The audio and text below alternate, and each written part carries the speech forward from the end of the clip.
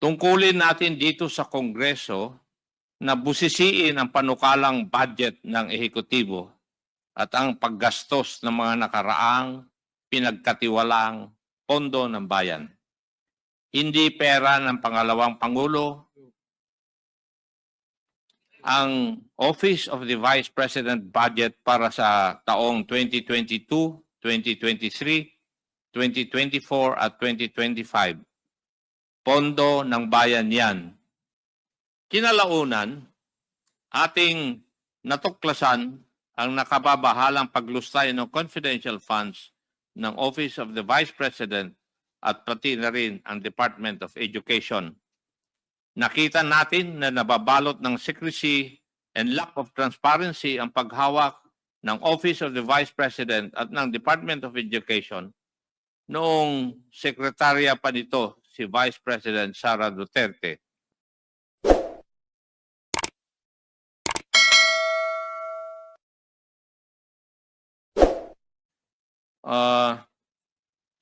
Magandang umaga po sa atin lahat. Sa mga kapwa ko miyembro ng Committee on Good Government and Public Accountability at saka sa publiko na nakasubaybay sa ating mga hearings. Isa po sa pinagmulan ng legislative inquiry na ito ay ang privilege speech ni Honorable Rolando Valeriano noong ikatatlo ng September 2024 delivered before the plenary session of the House of Representatives. Simple lang po ang pinaghuhugutan ng privilege speech na ito. Transparency and accountability on the expenditure of public funds. Sa pamamagitan ng mga hearings ng ating committee ay ating ginampanan ang tungkulin na alamin ang mga kakulangan sa ating batas at busisiin ang paggastos ng mga nakaraang ipinagkatiwalaang pondo ng bayan upang masigurado ang transparency at accountability ng ating pamunuan. Ulitin ko po yung sinabi ni Honorable Roland Valeriano. Tungkulin natin dito sa Kongreso na busisiin ang panukalang budget ng ehekutibo at ang paggastos ng mga nakaraang pinagkatiwalang pondo ng bayan. Hindi pera ng pangalawang Pangulo, ang Office of the Vice President budget para sa taong 2022, 2023, 2024 at 2025. Pondo ng bayan yan. Kaya mayroong budget hearings ay para malaman ng madlang people kung paano ginagastos ng mga opisina ng gobyerno ang pondo ng bayan na pinagkatiwala sa kanila. Ito po ay ayon kay Honorable Roland Valeriano. Nagsimula nga po ang hearings natin sa pagbusisi sa paggamit ng mga nakaraang budget ng mga opisinang pinamumunuan ng Office of the Vice President. Ang pinakamalaking parte ng pondo sa socio-economic program na umaabot ng humigit kumulang 2.2 billion pesos for 2023 at 1.75 billion for fiscal year 2024, pero hindi po malinaw ang mga benepisaryo. Ayon po sa Office of the Vice President, ang mga components ng programang ito ay ang mga sumusunod: libreng sakay, pagbabago campaign, OVP food trucks, livelihood programs like Magnegosyo Taday and Peace 911, medical assistance, burial assistance, and public assistance. May listahan silang binibigay sa COA ukol sa mga benepisaryo ng mga programang ito. Pero kapansin-pansin po sa mga accomplishment reports o ARs na sinubmit nila para sa confidential funds na may tila hiwalay pa na pamimigay ng medical and food aid na kinukuha raw sa confidential funds. Halimbawa, noong February 6 to March 29, 2023, halagang 42 million in medical and food aid was given using confidential funds, while another 40 million noong April 25 to June 30, 2023 ang pinamigay kuno gamit ang confidential funds na hindi dumadaan sa regular na proseso ng procurement at aid distribution. Kinalaunan, ating natuklasan ang nakababahalang paglustay ng confidential funds ng Office of the Vice President at pati na rin ang Department of Education. Nakita natin na nababalot ng secrecy and lack of transparency ang paghawak ng Office of the Vice President at ng Department of Education noong sekretarya pa nito si Vice President Sara Duterte. Ang confidential funds na inilagak sa kanila noong taong 2022 at 2023 for OVP at 2023 for Department of Education. May mga resource persons tayo noon na hindi sumisipot o sinasabing wala silang personal involvement o participation. Mayroon ding ayaw naman mag-take ng oath upang magsasabi ng pawang katotohanan lamang sa komite na ito. Hindi exaggeration na sabihin na tayo ay dumaan sa butas ng karayom at napakadaming roadblocks para umabot tayo sa puntong ito. Ngunit unti-unti sa pamamagitan ng ating masusi at porsigidong pagtatanong at sa paghahanap ng mga facts at ebidensya ay ating natanggal ang secrecy na nagkukubli at nagtatago sa katotohanan sa kung ano ba talaga ang nangyari at kung saan o kanino napunta ang pondo ng bayan.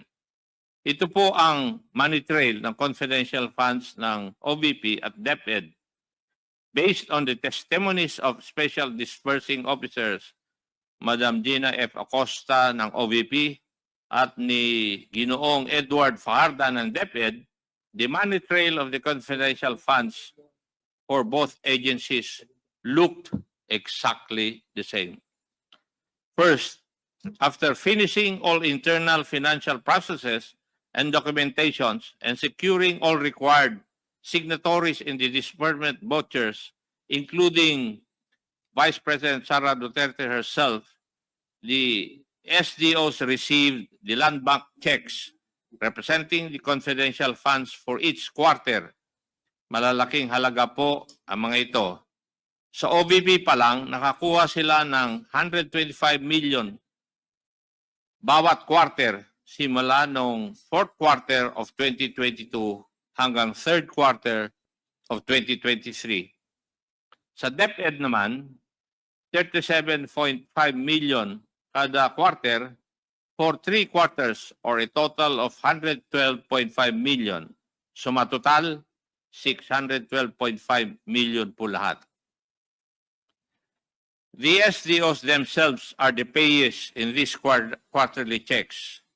The next step was for the SDOs to encash the confidential funds checks. Sabi po ni SDO Edward Fajarda, pina-encash po niya ang bawat isa nung tatlong 37.5 million checks sa Land Bank Dex branch, cold cash. Nilalagay sa 2 duffel bags at isang backpack ang cash. May kasama raw siya noong 3 beses na yon na kilala niya lamang bilang Alan. Matapos mag-encash, dinala niya ang cash sa kanyang opisina sa DepEd.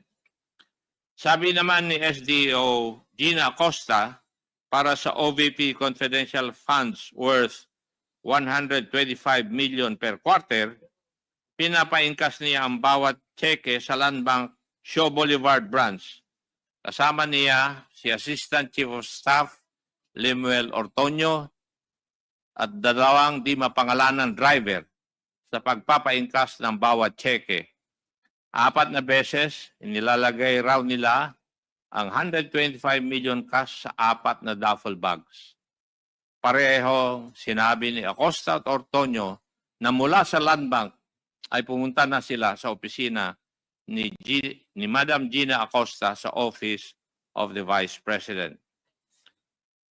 As if it was all planned and orchestrated or part of a common design, Both SDO Acosta and Farda said that the Vice President directly instructed them to hand over the cash representing the confidential funds to certain security officers. For DepEd, may itinalaga raw si Colonel Raymond Lachica, ang head ng Vice Presidential Security and Protection Group ng isang security officer na nangangalang Colonel Dennis Nolasco, kung saan weekly nagbibigay ng pondo si SDO Fajarda amounting to 4 to 6 million per week.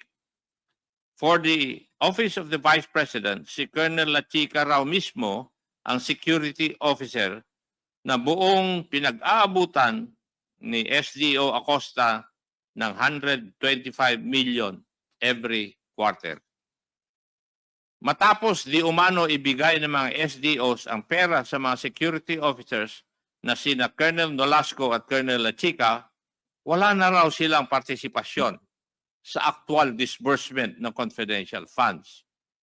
Wala silang ibang basehan sa kung anong nangyari sa pondo, kundi sa pamamagitan ng mga accomplishment reports na kailangang ihanda, isumite para sa liquidation ng confidential funds. Malinaw po sa kwento ng mga SDOs na hindi sila ang nag-disburse o nagbayad ng payments to the informants and other supposed payees ng confidential funds. Naturalmente, hindi rin sila ang gumagawa ng accomplishment reports kasi wala silang kaalaman kung papaano nagasta ang pera ng bayan. Ito po ang parehong sinabi sa hearing ni na SDO Acosta at SDO Fajarda.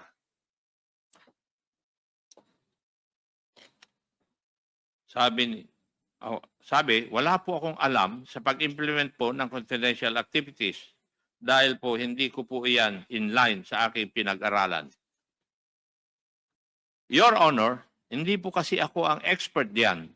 Si Colonel Nolasco po, siya po kasi ang gumawa niyan. Ito po yung mga sagot ng ating mga resource persons noong mga hearing.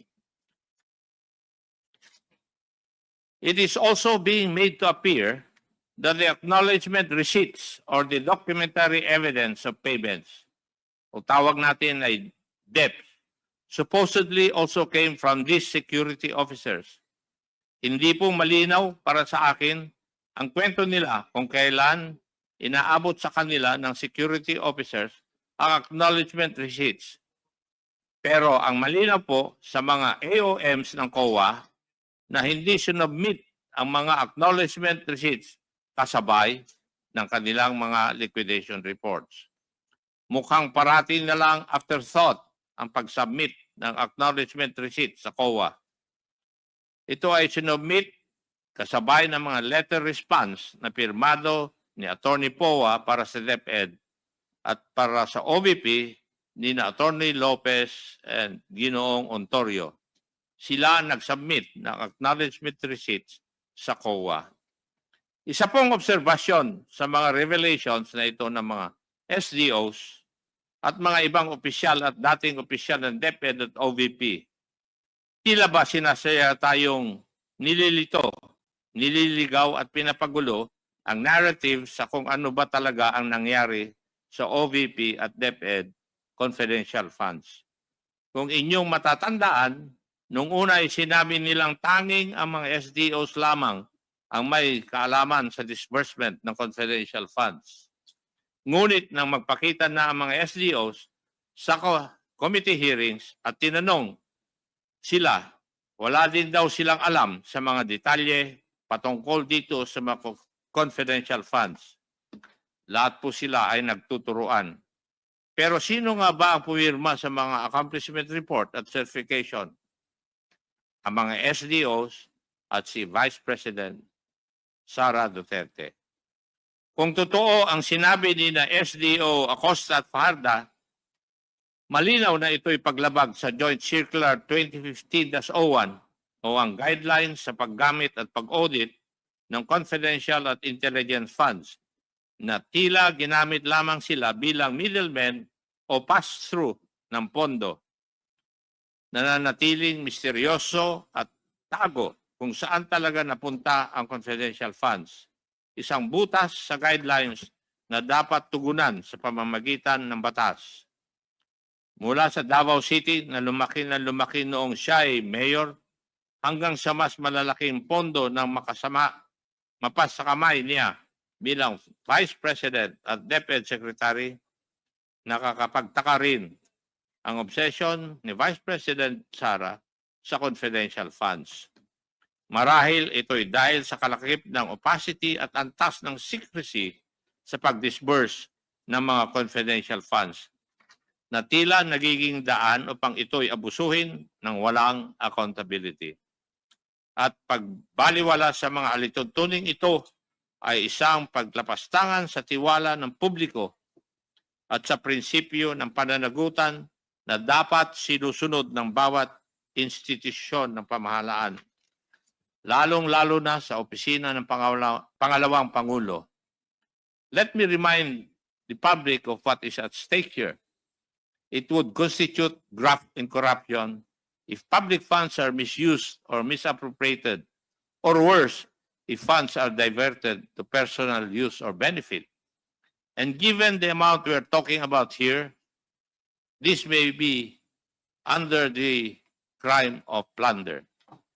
We leave it to the investigative bodies of the government to investigate the crimes committed here. Meanwhile, our task now is to legislate measures that will leave no room for pilferage of public funds. Maraming salamat po. Thank you, Mr. Chair.